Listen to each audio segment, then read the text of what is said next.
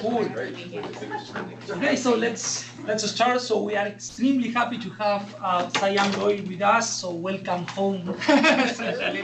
So Cyanne was a professor here in the political science department. Now she's at Penn State. She's also a global fellow at the Peace Research Institute in Oslo. Okay.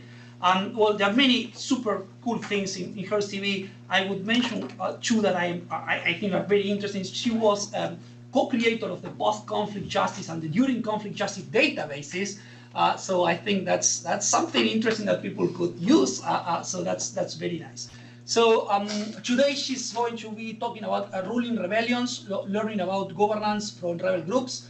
So remember new rules. So 15 minutes for the speaker, and then we will open for Q&As. Okay, so perfect. Super happy to have you here, Cyanne. Well, great, thanks so much, and it really does feel like a homecoming, so thank you all so much for being here. And there's a real reason that I'm here. So I'm going to present a paper today on ruling rebellions, but I want to tell you a little bit about how we ended up with that massive author list, and the reason that I am here is exactly because of that massive author list. So this paper and the collaboration that came along with this paper was actually a Pelio-initiated program while I was interim director here at the Ostrom Workshop. And we had a kind of new project on non-state actor governance. We were just starting to launch it, and so I was able to link up the Pelio program with what is now called the Rebel Governance Network. The Rebel Governance Network was originally an NSF-funded collaboration between myself and Kathleen Cunningham at the University of Maryland. And we held a number of different workshops and working groups and different types of engagements with a bunch of scholars who were thinking about the issue of rebel governance very broadly defined. I'll talk a little bit about what I mean by rebels in a second, but I want to first kind of introduce you to this kind of hackathon idea. So one of the things that happened as part of the Rebel Governance Network is we started talking a lot about issues of governance and what we meant by governance and kind of how we understood that. Tony's trying to say that. Cool. What we meant by questions and concepts of governance. And it became pretty obvious to me that the conversations that I was having here at the Ostrom Workshop were very different in form and character than the conversations I was having as part of the Rebel Governance Network. So when we were talking about rebels and non-state actors, we were talking about governance in a different way than we were talking about governance of states. And I thought that there were a number of things that the rebel governance folks could learn from the governance folks. And so I took it as kind of one of my personal missions to infuse some of that literature and some of those discussions in the conversations that I was having with grad students and other folks who were working on the sphere of non-state actors and rebels. That group in turn said, well, but there's a bunch of stuff that we've been thinking about that isn't reflected in the literature that you're pointing us to. So there's a lot of ways in which the concept of non-state actors, the concept of rebels, are really pushing both some of the Ostrom paradigms, but also just some of the other conceptions of governance that we've been thinking and talking about. And so that's where the idea of this article hackathon came from.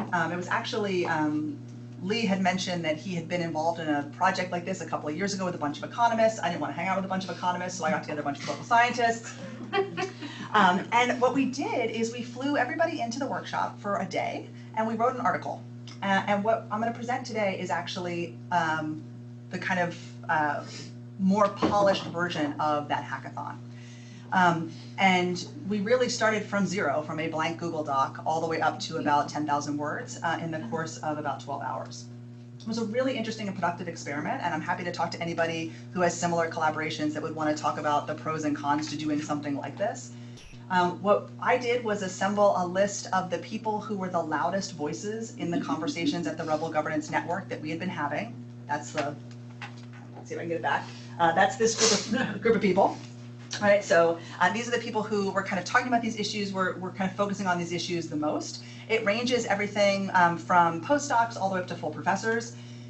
And flew everybody in, gave them a good dinner on a Thursday night, and kind of set the groundwork for what the process was going to look like the next morning. We started at 8:30, and we spent about 2 hours outlining, dialoguing, thinking about these concepts. It worked particularly well because we had been having these conversations up until this point, so I don't know that you could have done it cold, but we were able to kind of keep the momentum of some of these conversations. Then we split off into groups all throughout the workshop. People took different offices and different rooms, and they actually wrote. And then we got back together and kind of talked about what people had written and what that all looked like. In the format of a Google Doc, it was kind of fun because you could watch different people writing different periods, points of text all at once. The first draft was pretty crappy, but it was there, and then we spent the rest of the summer editing it.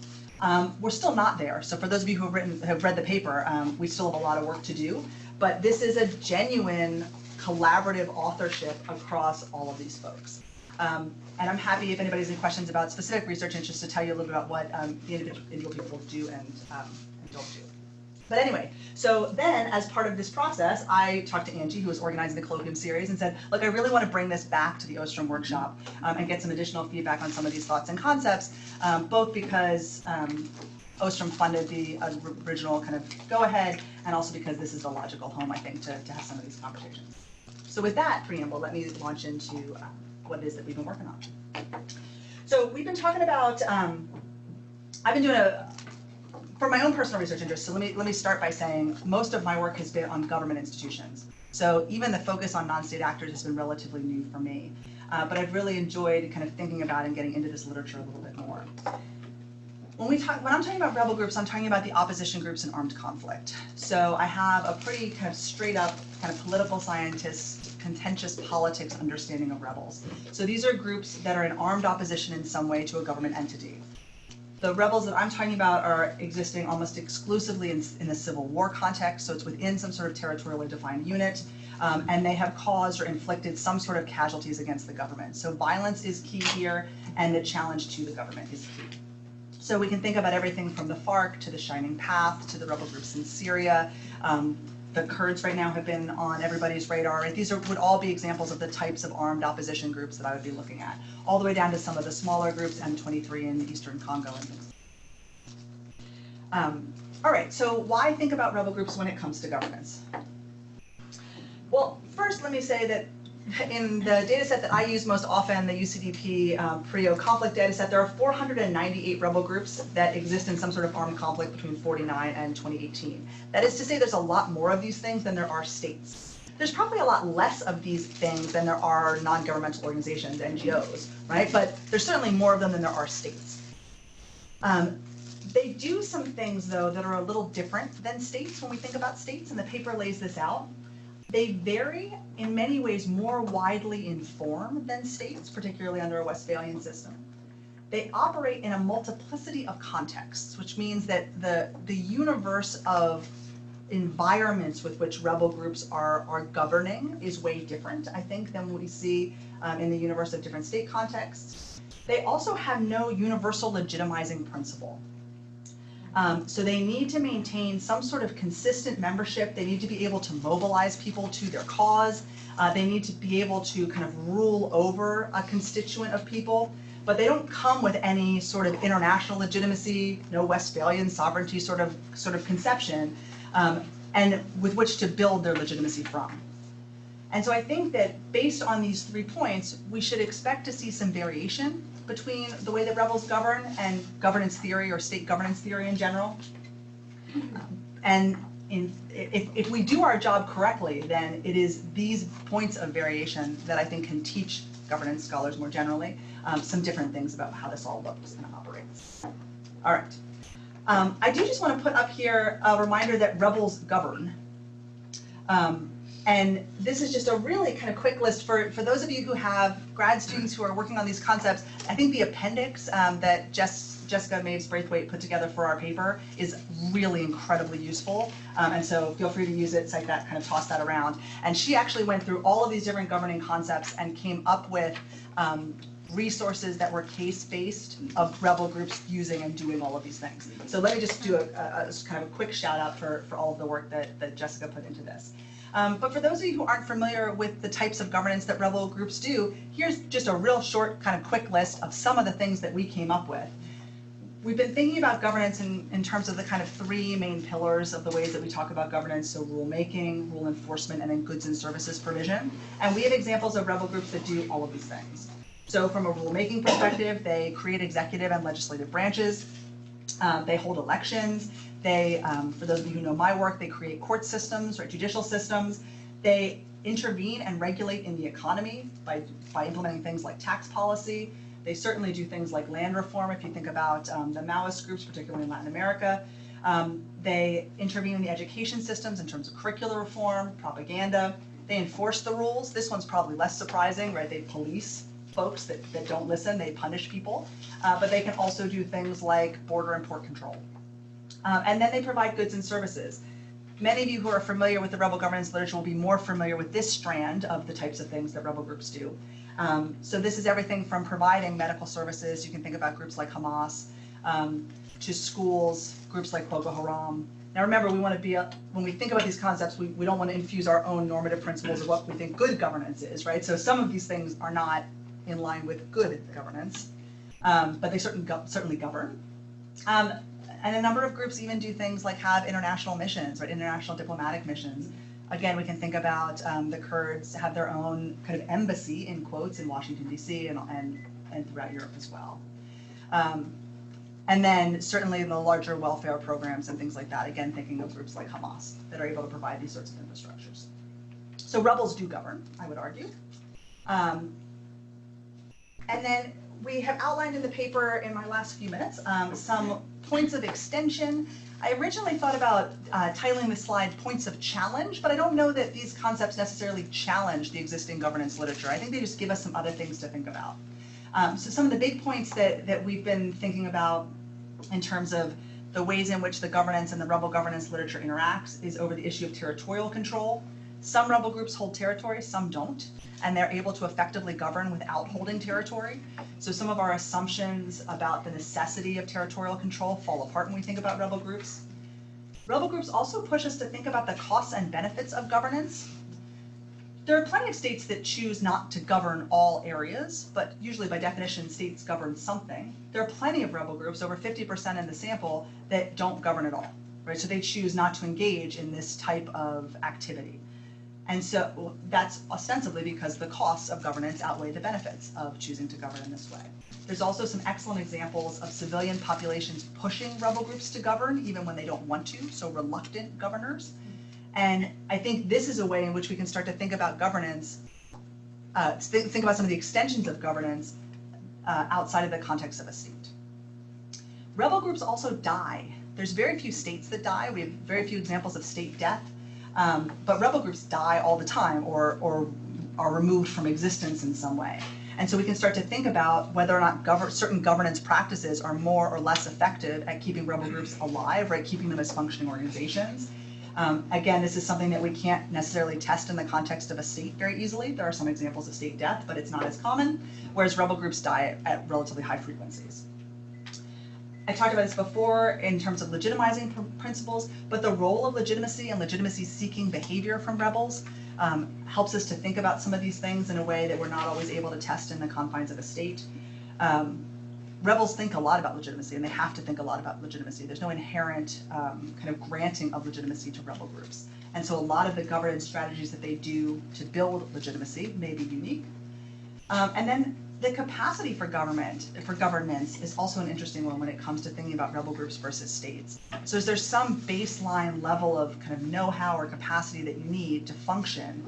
Often rebel groups challenge that. We've got some pretty weak rebel groups that are able to do basic things like implement some sort of taxation system or hold some sort of basic level of courts. All right, so with that, I think I'll open it up for discussion. I just wanted to do, it's not a shameless plug at all, but for your graduate students, that is the poorly designed URL for the Rebel Governance Network. And so if you have any folks or you yourself are working on issues very broadly defined, I encourage you to check out the website and you can see a little bit about the type of work we're doing, the type of scholars that we're bringing into the fold. And so this is a cross-discipline as well. So feel free to throw your name on the listserv or sign up. With that, I welcome your comments, and the plan with this paper is to, I'm assuming that I have some of my Rebel Governance folks that are watching now as I speak, but we're going to do the revisions for this and hopefully have it out in the next couple of months under review, and so that will be a May to December writing an article, which I don't think is too bad with this level of collaboration if it actually works. So I'll keep you posted on whether or not we can actually get it published, but this is where we're at in the stage of the process. Thanks. Oh, Mike.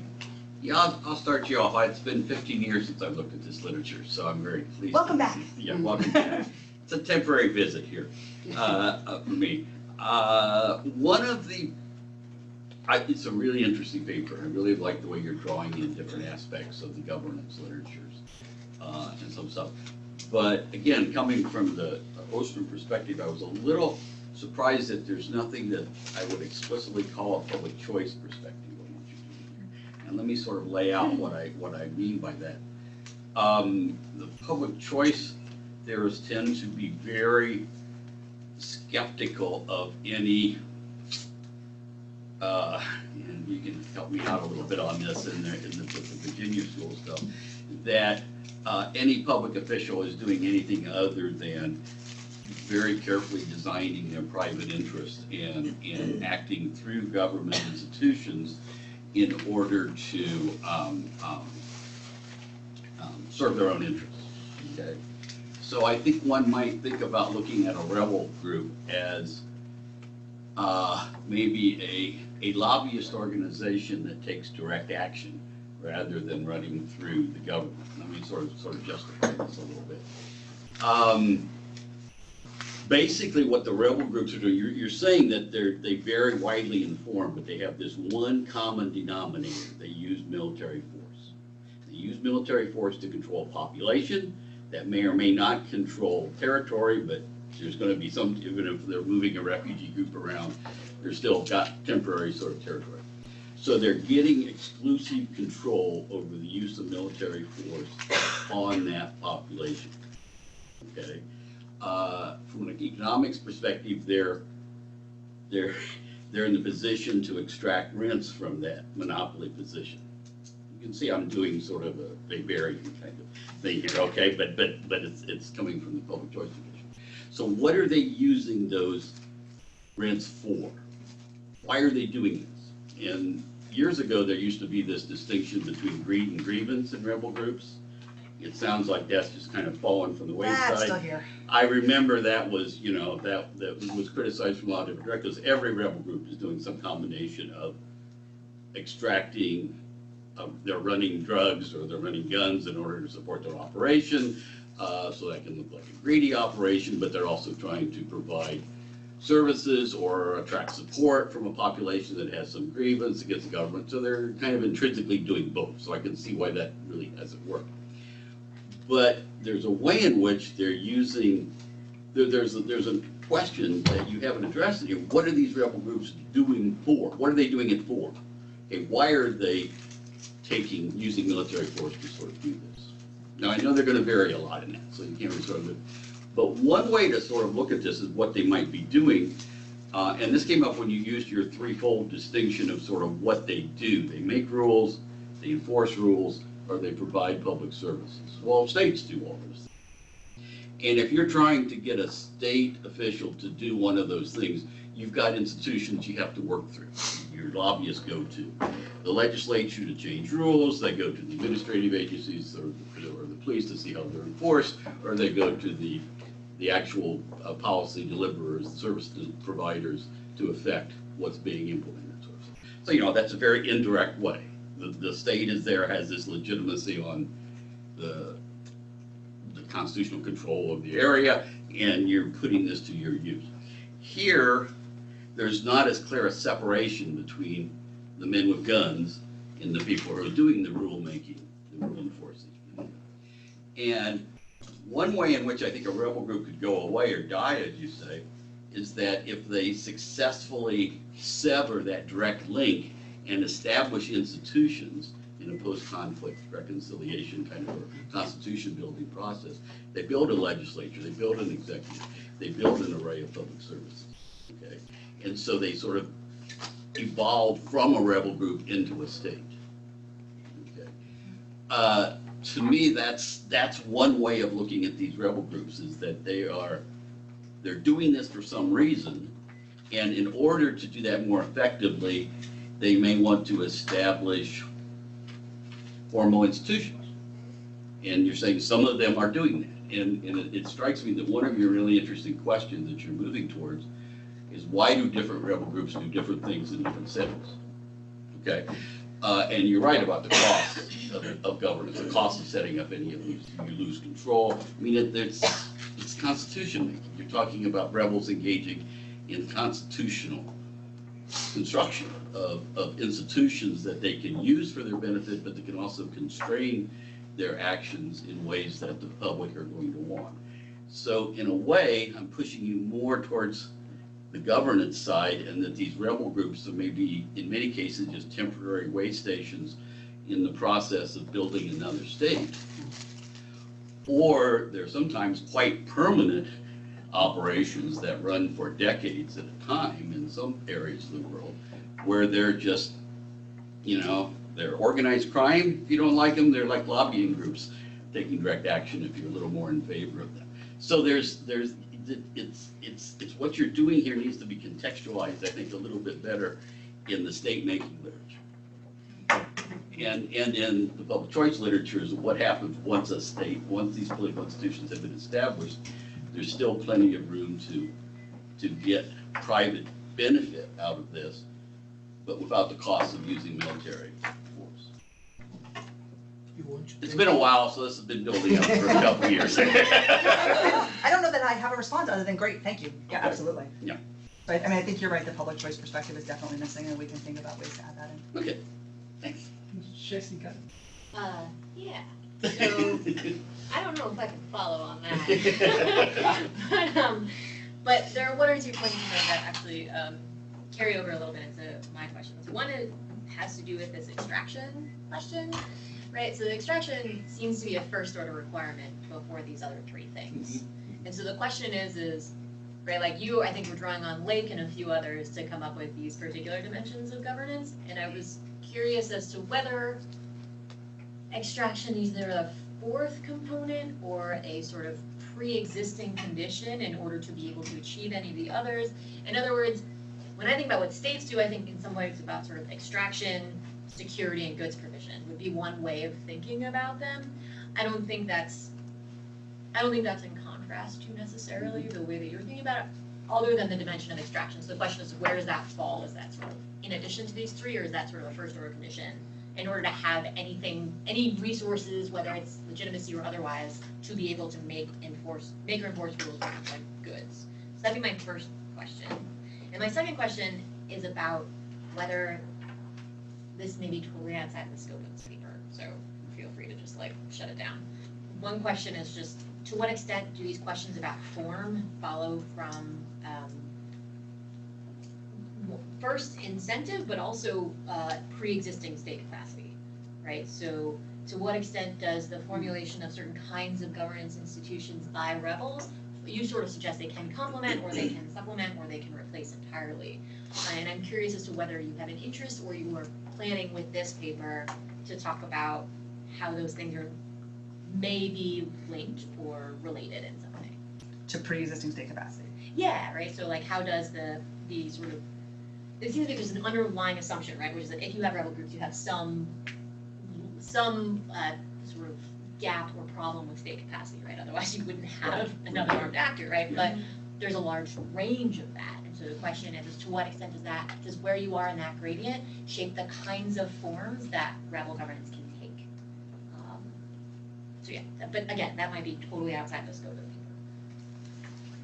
So I don't think it's, let me go in reverse. I don't think it's totally outside the scope of the paper. I think that that's part of what we talk about in terms of the context in which rebel groups operate. Yeah. So there are examples of, so when we talk about provision of goods and services is one way to drill down on it, right? There's the spectrum from the states are not providing those services all the way up to the rebel groups are offering those services in competition with the state, right? So they're directly preventing members of their constituency from using it. There's also some great examples kind of towards the middle of active negotiations between the rebel and the state about who's going to provide which services. I mean, there are agreements signed between Sinn Féin and the IRA in Northern Ireland with the British government about who's going to provide which types of policing at different points in the Troubles. Now, mostly during ceasefires, but still, right? Like, I mean, they're actively talking with the government about different provisions. So I think that to the extent that it's within the scope of the paper, I think you're right that it's one of the dimensions that of variation in context that we should be more explicit about, and we can absolutely do that. And again, I mean, part of the challenge with this paper to your extraction question is like, yes, it matters, and yes, there is variation across that, right? So I think that's part of our point. that I would see this playing into the resources impacting form. Resources and extractive capacity also impacts kind of how rules are enforced. So we have a brief discussion about natural resources and kind of how that plays in. We often think about we think about the natural resource question in terms of kind of how rebels govern. We think about it less in terms of how states govern. But then we've got the resource curse as well, but those kind of literatures don't necessarily interact with each other. It's one of the things that Kathleen Cunningham is particularly interested in doing, thinking about whether or not we can pull lessons from both of those things and kind of talk about it. We weren't thinking about it as a first order requirement, but maybe we should. I need to think about that point more. I don't have a even beyond natural, right? The taxation was interesting to me that was in like rulemaking and enforcement. You can extract a whole lot without having rules or enforcement about how you're extracted, right? You just take a whole bunch of stuff from the population. Right, and in some ways, rebels are both similar and different to states in that way, because they have to be careful with that extraction because they also need they don't just need money, right? They need mobilization capacity. So they need people to willingly support them. There's also a huge information problem, right? They can't be ratted out to the state at every possible turn. They need to control the population. So that's where some of these legitimacy questions come in. But yeah, absolutely. Thank you. You go. So I was thinking about the literature on weak states in Africa and how, so a lot of what you said is sort of putting rebel groups vis-a-vis states. And I was thinking about the literature, especially the comparative politics literature in Africa, that really looks at how the international system can also provide a legitimizing principle for weak states and for the persistence of weak states. And a lot of discussions about whether or not the international systems, so IGOs, how they may also sort of legitimize rebel groups. So I wanted to hear a little bit more about that. And then wondering with these, then how do these rebel groups, how does the international system and international multilateral actors deal with long-running rebel groups when it comes to things like constitutional design? So I'm thinking about some of my conversations with Susan Williams around what's happening in Burma. And then lastly, a question of, you sort of bracketed the normative issues of, we're not saying that rebel governance is necessarily good, but what are you saying? So how can we bracket those normative issues? And what does it mean to talk about rebel governance? So the role of the international community in legitimizing rebel groups, particularly thinking about it vis-a-vis kind of the weak state literature, is a whole research trajectory when it comes to rebel governance. So Joey Huddleston, who's on the paper, does a lot with that. Rebel groups are incredibly conscious of that, particularly secessionist rebel groups, and have often, the more established groups have pretty dynamic lobbying wings that are traveling to kind of make their case in other countries or for international bodies. There's also a number of rebel groups that do things like get human rights training from the Red Cross in order to demonstrate that they are certain types of rebel groups, right? So we're gonna, Geneva Call has rebel groups that sign pledges to adhere to different international laws of war that they aren't actually legally obligated to respond to, but still receive this training and then promise to do that. So I see this kind of most strongly coming up in our. We need to bring it up more strongly in our discussion of legitimacy, but the international component of that is definitely true.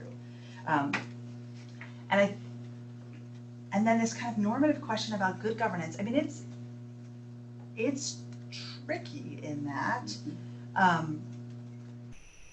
there is this incredible variation.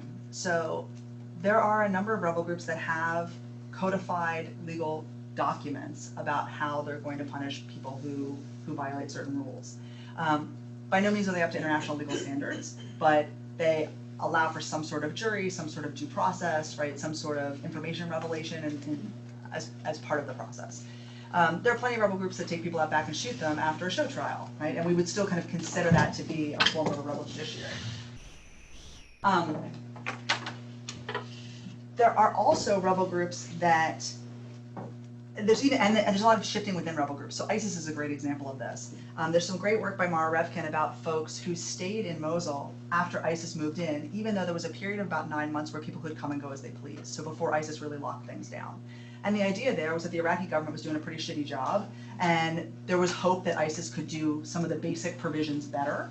And so people were willing to give it a shot. And ISIS actually governed well, according to these folks, for the first couple of months. Reduced corruption, cleaned up the streets, right? So things that had been a problem for them in Mosul before. And then ISIS obviously shifted, right, in some of their governance strategies. And then there was a lockdown, people couldn't leave, right? There were different policies and practices. So I think we need to be careful, good governance according to whom, right? So some of, our international legal standards important to, Maoist people's courts, for example, in Nepal took up trying people who had committed crimes of domestic violence.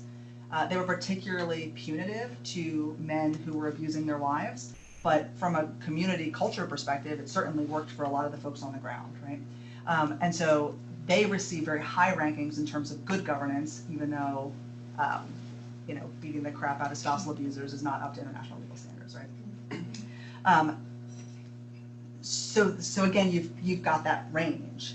I think you're right. We probably need to be much more careful, much more explicit in our discussion of some of the normative implications and ramifications. Though I would say that there are plenty of states that don't govern good either, right? That would fail on our basic indicators of good governance. I mean, I was even thinking about this in terms of Mike's point, talking about kind of the varying conceptions of kind of violence. I mean, most states govern according to that level of violence and punishment, right? So states are not non-violent by any means, and often compel cooperation, right, through coercive means. I will jump here and then I will go on with, so it was clear from my perspective, it's what is a rebel group from like the upper bound. So they fall short of being full states, but what you're saying, they start doing things that looks like states, right? But what about on the lower bound? So it's like just a criminal gang is not enough to say that's a rebel group. So I was kind of a little bit confused on, okay, where do you stop on the lower bound? So what is the minimum that you have to do to qualify as a rebel group? And that's immediately will give you kind of almost the definition, because that's the minimum threshold, will give you, hey, oh, now you are a rebel group. And I think the key thing is that you are challenging a state and you have some kind of long run maybe project of becoming a state. And that's what makes you a rebel group as opposed to, I don't know, just a criminal organization. So here's the problem in the political science literature. So that long-term aspiration of becoming a state is not a necessary precondition for being a rebel group, according to us, right? The difference between a criminal gang and a rebel group is whether or not you have some sort of incompatibility or some sort of challenge to the state itself. So criminal gangs are just rent-seeking, right? They're just about making money or just about gaining authority in a particular area. They don't have any kind of political grievances. A rebel group needs some sort of incompatibility against the state, right? They need some sort of formal challenge against that existing government from a civil war perspective.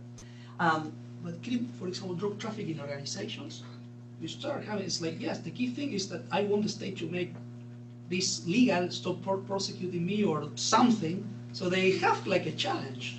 I don't know that there are many rent-seeking really care about the legality of their activities, right? Certainly the Colombian gangs, the Colombian organization went in that direction. It was legal?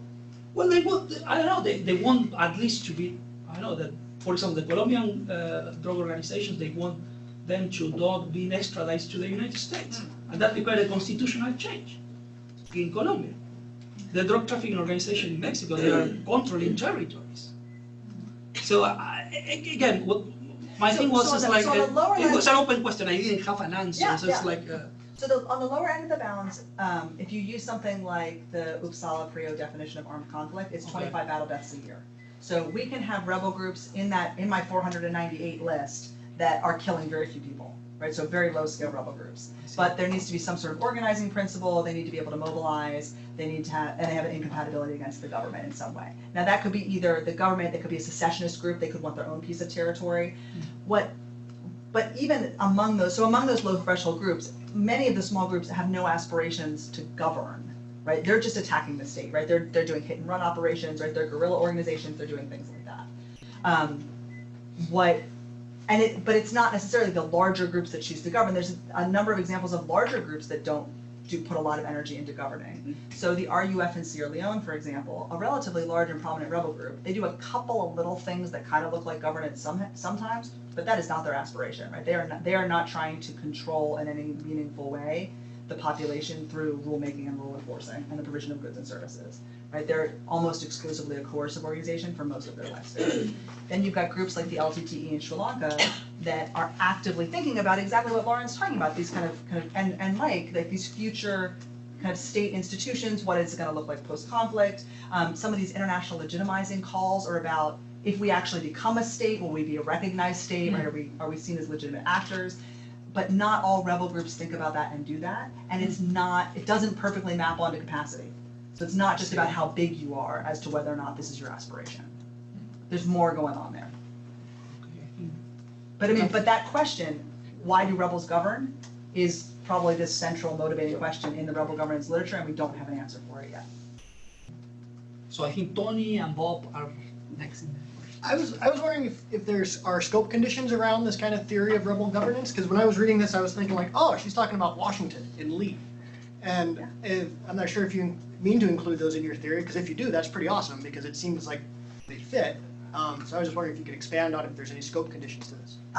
We have no scope conditions, and certainly the organized states of the Confederacy and the legislative and judicial systems that go with that would be included in what it is we're talking about.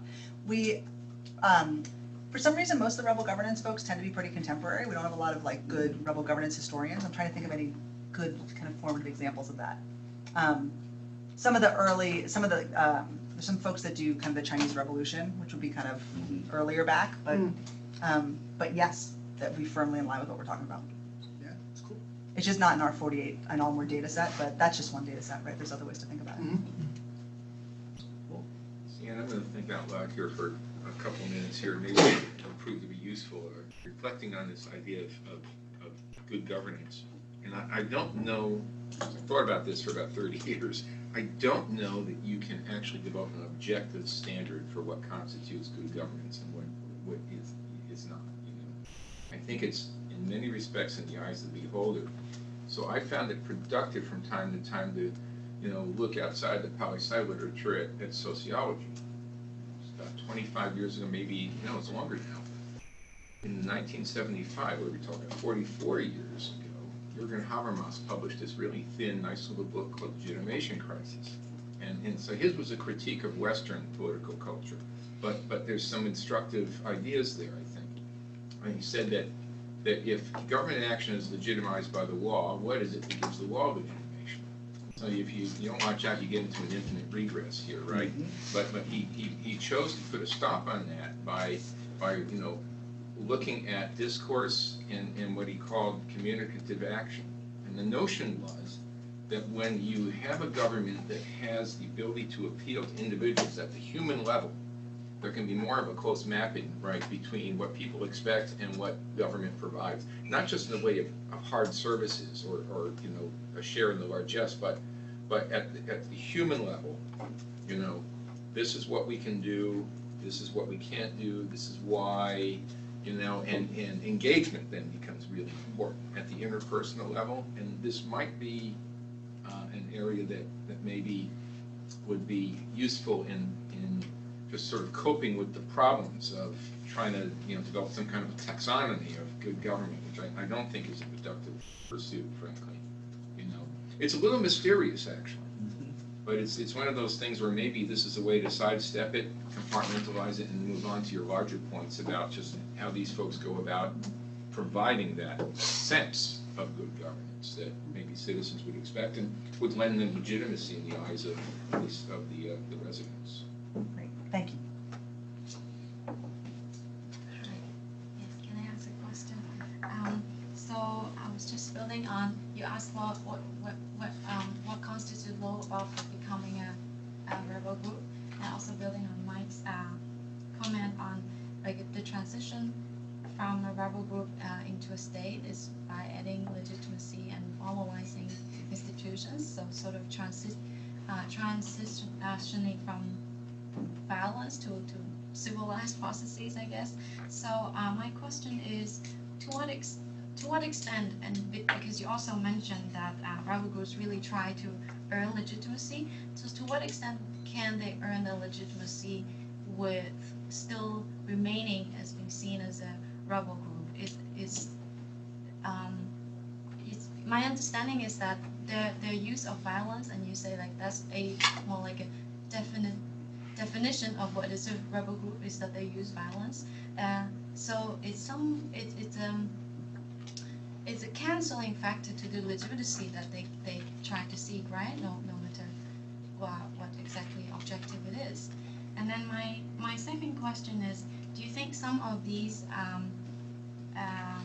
characteristics of rebel groups and governance ideas could be applied to the what we call like civil disobedience groups, like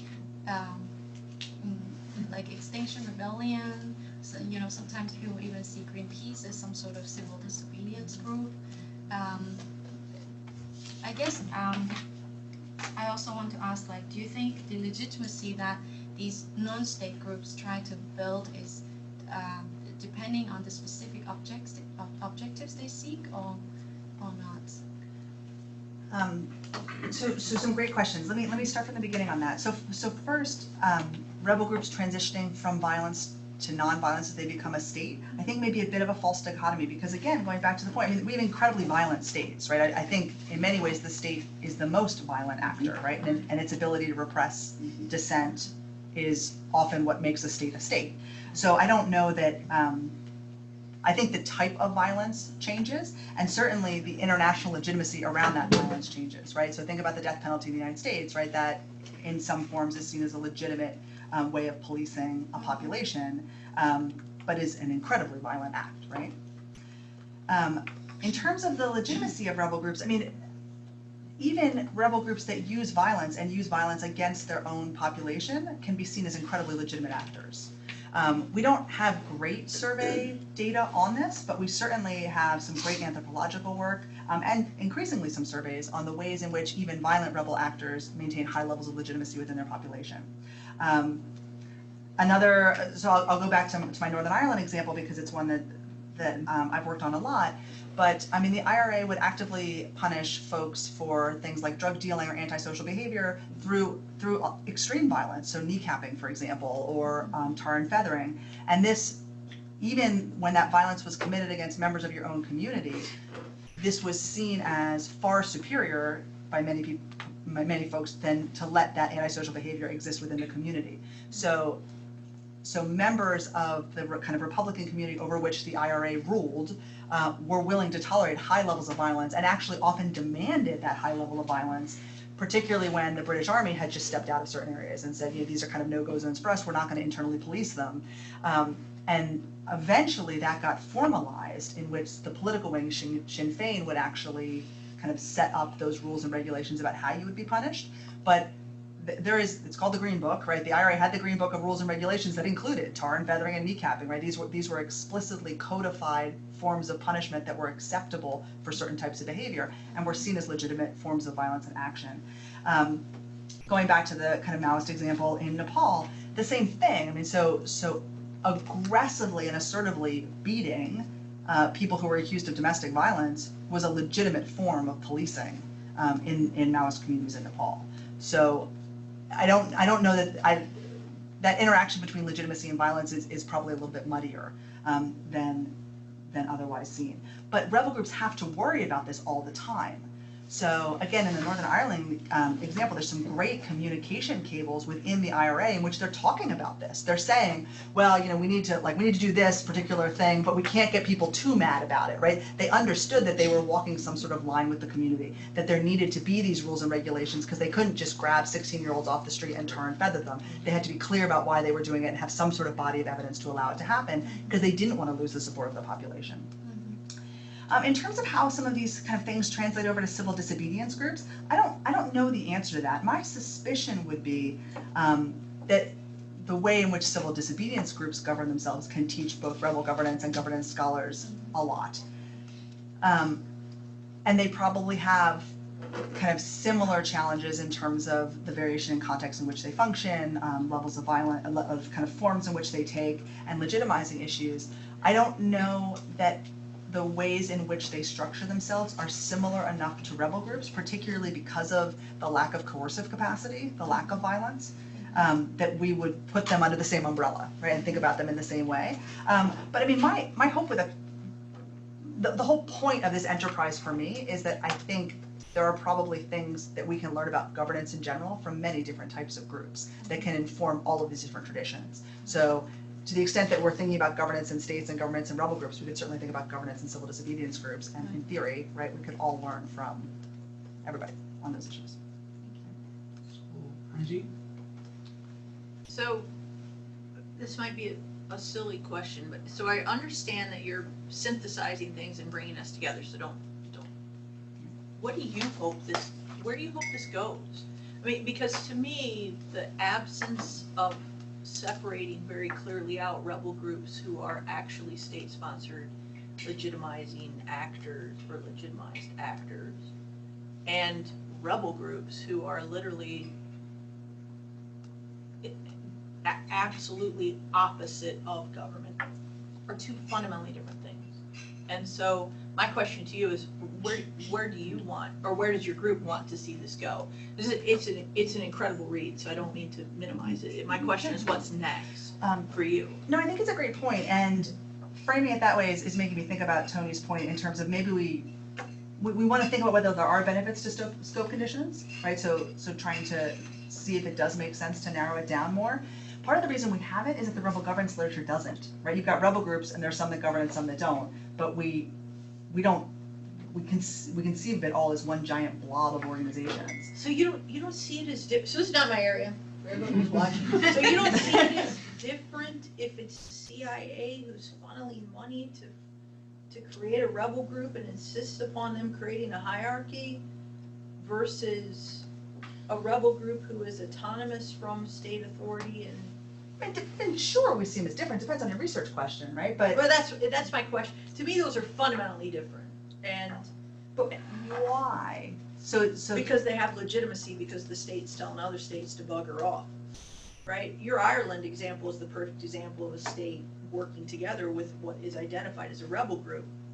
But when the rebel group takes on that action and that authority, the state has literally no interest whatsoever in stepping into that area, and they support that activity through the absence of prosecution, because they could crush these little bastards, but they don't.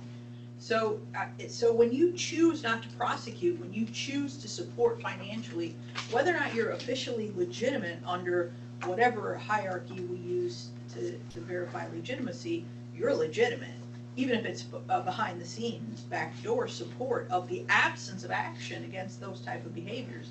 That's completely different in my head than a group of individuals who are truly rebel and standing in opposition with no support from the government whatsoever, where the government is literally trying to crush them. But I think what we would say is we're trying to capture that in the idea that there's variation across legitimacy. Because there are very few rebel groups that exist completely in isolation from anybody, right? So the LRA is getting support from Sudan, Sure. right? So Right. So we live in a global, interconnected rebel world, right? Right. And then there's two different types of legitimacy, right? So you're talking about legitimacy from the state, right? Some sort of recognition from the state. And then there's also legitimacy within the population. Right. And so I guess what we would say is, yes, there's lots of variation in terms of legitimizing principles. And so we would try to capture that there. Where does that conversation take us, I guess, is where I started. Because to me, those are two different groups, and we need to expand who we identify as rebel groups, assuming that I'm correct, and the CIA is creating rebel groups all over the place. Not anymore. We stopped that a long time ago. Okay. We're live streaming here. Zoom in. So, I mean, so I guess that's my, where are you going to take that? Are you going to, because that to me is just incredibly intriguing, because I'm not kidding, Shackelford jump in. we are creating rebel groups. We're just not putting guns and boots on the ground anymore. Yeah. So we are fighting cyber warfare by creating rebel groups. We are funding them, we are teaching them, and they don't have to come to our country. So, so my question to you is that one of the areas that you want to bridge into? Because it's incredibly intriguing to me, this idea of legitimate without being, baptized legitimate. Well, I mean, so I've got a star next to this point, and it's something I'll bring back to the group. To me, the most important part of this is that we've been thinking a lot about legitimacy in terms of the population, right? But thinking about these different variations in terms of international legitimacy, international support can definitely feed into this. So, Okay. thank you. So given that we are having 10 minutes, so 3 people are coming for more questions. It's sorry. Tony, Mike, and Jessica. So it's Right. like, let's collect the 3 ones and then you can. Tony and I wrap are doing coffee. I was gonna say, I could have Okay, passed so too. Mike and. Yeah, just a quick point. You mentioned a really nice example of the UK working with the IRA and some basically delegating some governance functions to them. That really would help your earlier discussion in here about how this is related to network governance, because I mean the U.S. government does that all the time. We basically farm out welfare policy to various sorts of organizations, especially religious organizations or other sorts of community groups.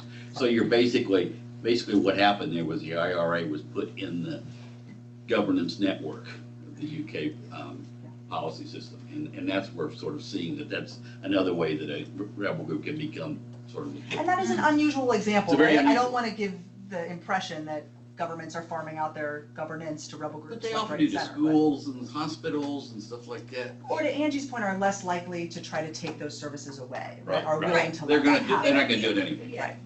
Right. Can I just follow up? You know what that just reminded me of was the YES the Olsen stuff on the roving bandits, the stationary Yeah, bandits. Oh, That's the distinction, like, okay, let's settle down and actually do something besides contest control.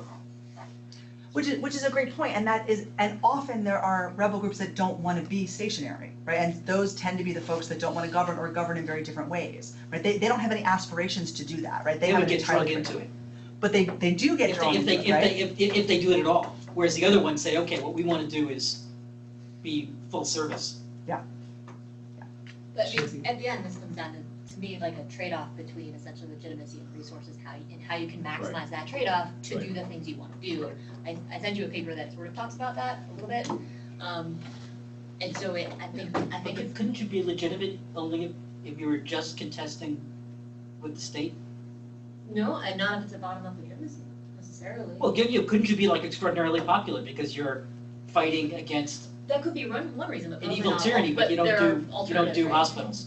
Well, Yeah, I mean, I think yes. the point is variation. Yeah. Yeah. It's an interesting. But that needs to be the final, like, tiny point, which is that you don't define rebel groups until well into the 3rd or 4th page.